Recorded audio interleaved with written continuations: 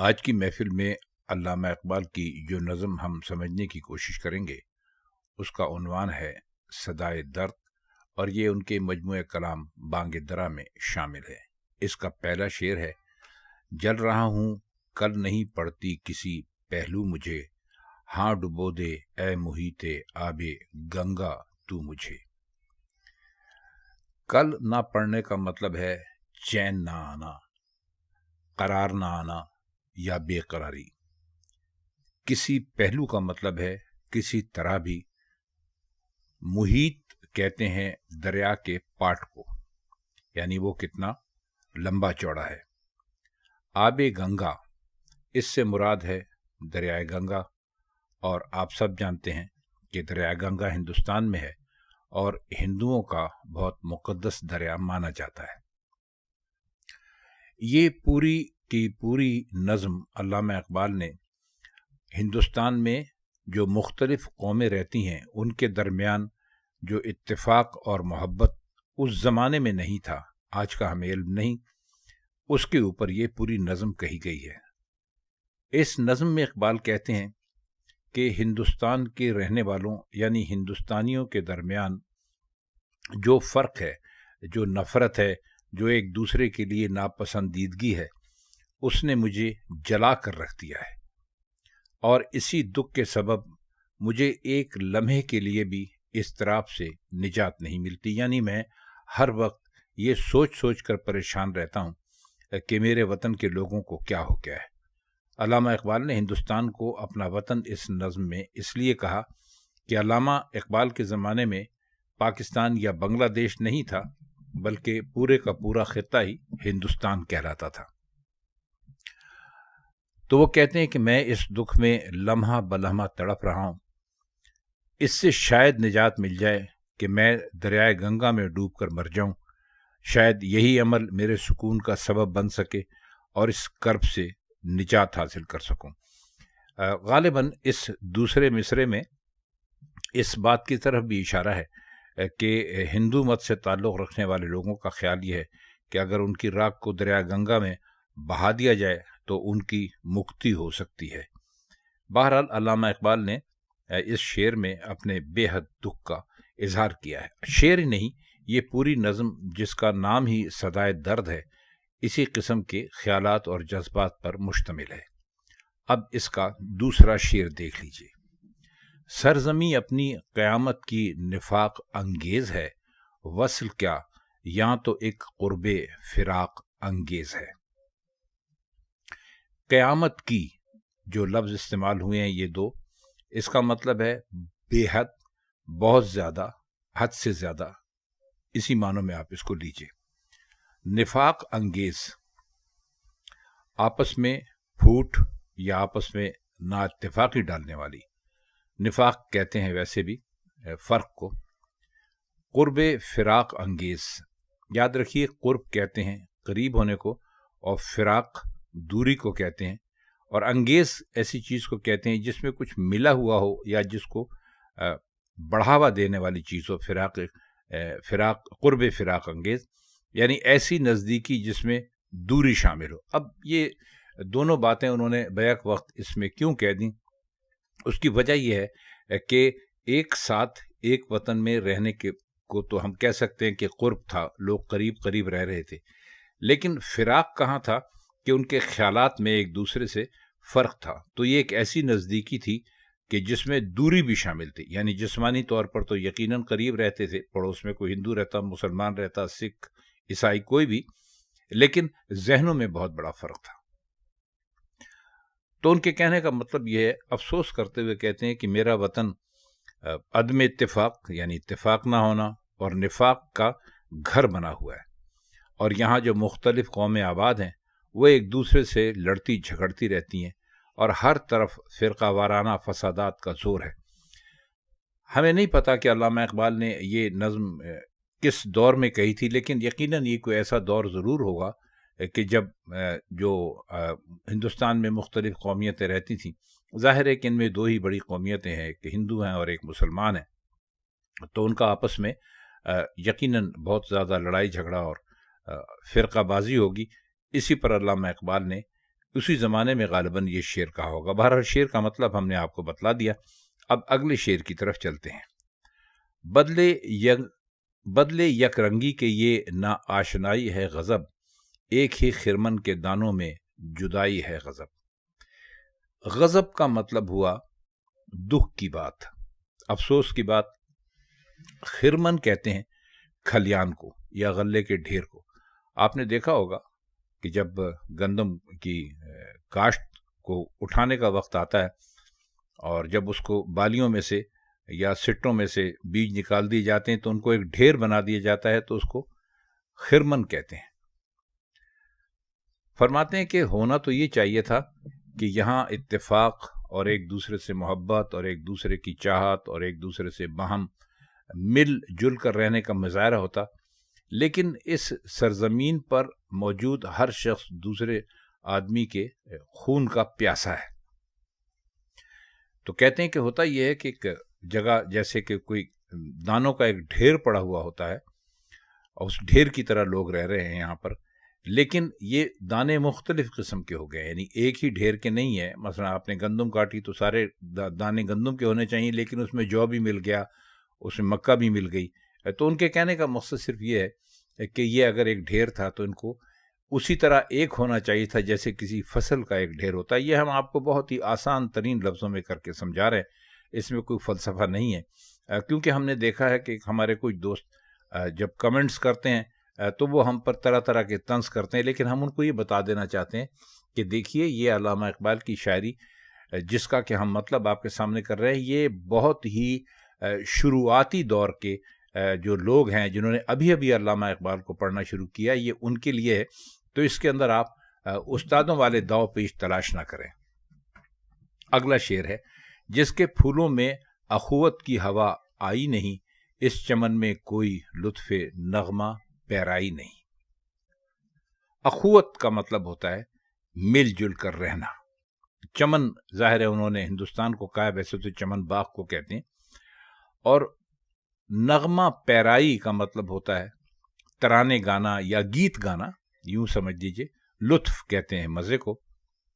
تو اس شعر میں بھی ظاہر ہے کہ وہی دکھڑا ہے جو کہ اس سے پہلے کے اشعار میں ہم آپ کو بتلا چکے ہیں کہ یہاں کی یعنی ہندوستان کی محبت میں فضا میں محبت اور اخوت جو ہے وہ بالکل ہی ختم ہو چکی ہے۔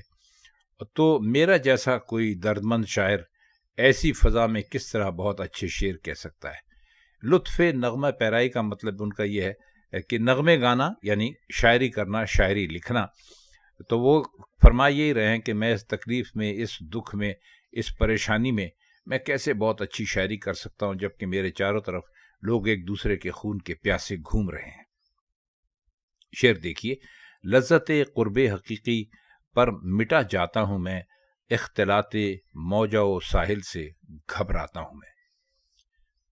قرب کا مطلب ہے یہاں پر حقیقی یا سچا، مراد ہے صحیح معنوں میں دوستی یا بھائی چارہ۔ مٹا جانا کسی چیز سے بے حد لگاؤ ہونا۔ آپ نے سنا ہوگا کہ فلاں جو ہے فلاں پر مٹ گیا ہے، یعنی فلاں نے فلاں کے لیے اپنے آپ کو ختم کر دیا ہے۔ بہت زیادہ لگاؤ یا بہت زیادہ محبت یا عشق ہو تو اس کے لیے مٹا جانا بولا جاتا ہے۔ اختلاط کا مطلب ہوتا ہے ایک دوسرے سے ملنا، ایک دوسرے سے ٹکرانا، باہم ملنا۔ ٹکرانے سے مراد یہاں پر وہ ٹکرانا نہیں ہے جو کہ دشمنی میں ہوتا ہے، یعنی ایک دوسرے کے بہت ہی قریب آنا۔ موجہ کہتے ہیں لہر کو اور ساحل کہتے ہیں کنارے کو۔ تو موجہ اور ساحل کا یہاں پر مطلب ہوگا لہر اور کنارہ۔ پچھلے شعروں سے ہی ملتا جلتا مطلب ہے۔ فرماتے ہیں کہ میں تو ہندوستان کے باشندوں کے درمیان سچی محبت اور سچے اتحاد چاہتا ہوں، اور جبکہ موج اور ساحل کے درمیان جو ٹکراؤ اور جو تصادم کی فضا ہوتی ہے وہ کم از کم میرے لیے بہت ہی پریشانی اور بہت ہی اضطراب اور بہت ہی بے چینی کا سبب بن چکی ہے اور بن جاتی ہے۔ شعر ہے، دانائے خرمن نما ہے شاعر موجز بیاں، ہو نہ خرمن ہی تو اس دانے کی ہستی پھر کہاں۔ ابھی آپ کو ہم خرمن کے معنی بتلا چکے ہیں پہلے اوپر، یعنی ڈھیر غلے کا۔ دانائے خرمن ایسا دانہ جس سے پورے کھیت کا پتہ چل جائے، آپ نے یہ مثال سنی ہوگی نا کہ ایک چیز کے یعنی ایک مچھلی جیسے سارے تالاب کو گندا کر دیتی ہے تو ایک ہی ہوتی ہے وہ. یا آپ نے یہ بھی سنا ہوگا کہ بھائی چاول کا ایک دانہ چکھ کر آپ کو دیکھ کے ذائقے کا اندازہ ہو جاتا ہے وغیرہ. تو وہ کہتے ہیں کہ ایک ایسا دانہ جس سے پورے کھیت کا پتہ چل جائے. یہاں پر انہوں نے اس معنی میں اس کو استعمال کیا ہے.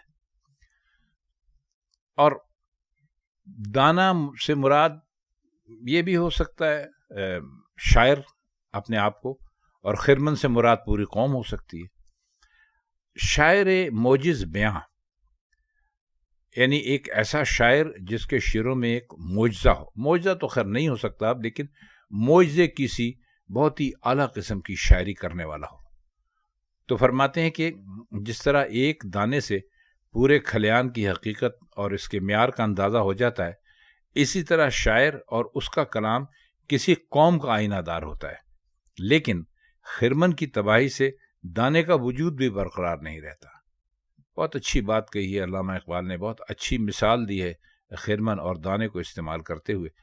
آپ جب اس کی شرح کو 2-3 مرتبہ سنیں گے تو آپ کی سمجھ میں انشاءاللہ تعالی یہ بات بہت اچھی طرح آ جائے گی, کیونکہ ہم اگر اس کی تشریح کرنے کے لیے بیٹھ گئے تو یہ ویڈیو لمبی ہو جائے گی.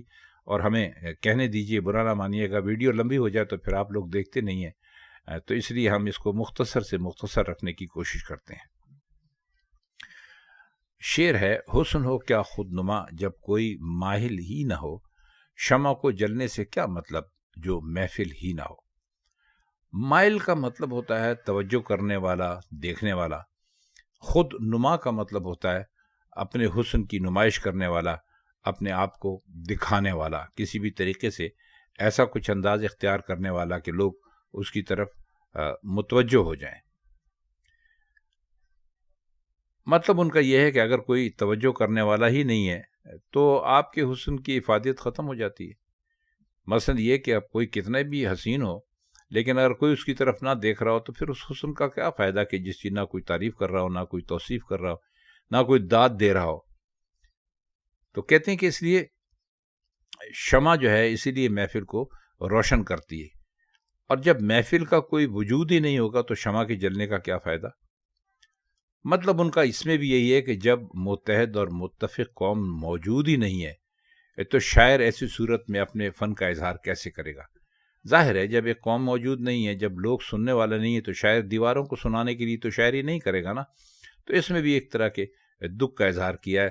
اس میں یہ انہوں نے بتلایا کہ میں جو اپنی شاعری کرتا ہوں, میری طرف سے تو بڑی کوشش ہوتی ہے کہ میں اپنی شاعری سے لوگوں کو لطف اندوز کروں, انگریزی میں کہہ لیجئے تو انٹرٹین کروں.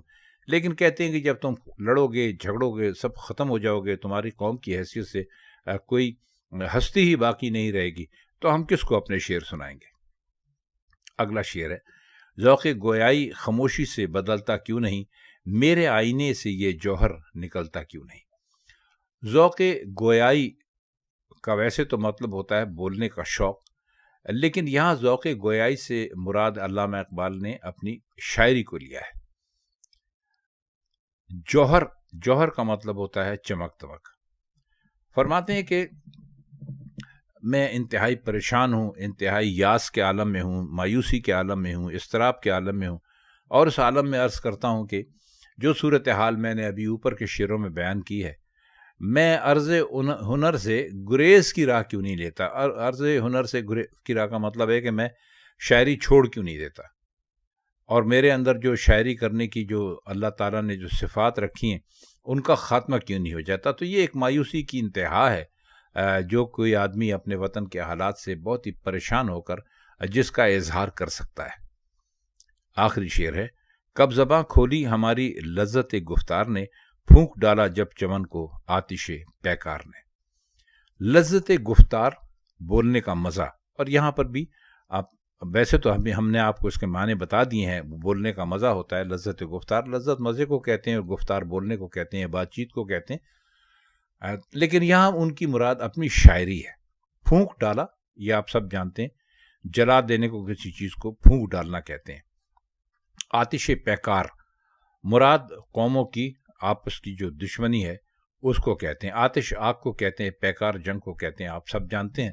تو آتش پیکار مرادوں یہ اس سے مراد یہاں پر یہ لیجئے کہ قوموں کی جو آپس کی دشمنی ہوتی ہے اس کے لیے یہ علامہ اقبال نے اپنے دکھ کا اظہار کیا، اور پھر یہ بھی کہتے ہیں کہ اس قدر دکھ کی بات ہے کہ ہم نے اس وقت شاعری شروع کی جب ہندوستان میں یہ نفاق تھا، آپس کی نفرتیں تھیں، دشمنیاں تھیں، تو ایسی حالت میں ہماری شاعری کون سنے گا؟ ظاہر ہے شاعری تو ایک ایسی چیز ہے جو محبت کے اظہار کے لیے کی جاتی ہے، جس میں محبت ہوتی ہے، پیار ہوتا ہے، رنگ، نغمے، صبا، چاند، کرن، پھول، شبنم، ان سب خوبصورت چیزوں کا تذکرہ ہوتا ہے۔ لیکن کہتے ہیں کہ جہاں پر آگ لگی ہوئی ہو، جہاں پر آگ جل رہی ہو، اور وہ بھی دشمنی کی، تو اس میں ہم جو ہیں ہماری شاعری کا آغاز ہونا انتہائی بدنصیبی کی بات ہے۔ یہ تو علامہ اقبال کی نظم تھی جس کے مشکل الفاظ کے معنی ہم نے آپ کو بتایا اور کچھ اشعار کی تشریح کی۔ اب آپ سے ایک اور بات ضرور عرض کرنا چاہیں گے کہ دیکھیے یہ بالکل نیا چینل ہے جو ہم نے علامہ اقبال کی شاعری پر بنایا ہے، لیکن اس چینل کو لوگ اس پر آتے ہیں، دیکھتے ہیں، اس سے فائدہ حاصل کرتے ہیں، لیکن آپ اس کو لائک تک نہیں کرتے۔ تو آپ کم از کم اس کو لائک اور سبسکرائب کریں تاکہ ہماری حوصلہ افزائی ہو اور ہم علامہ اقبال کی شاعری اسی طرح بہتر سے بہتر کر کے آپ کی خدمت میں پیش کرتے رہیں۔ آج کے لیے بس اتنا ہی۔ اب چاہتے ہیں ہم آپ سے اجازت۔ اللہ حافظ۔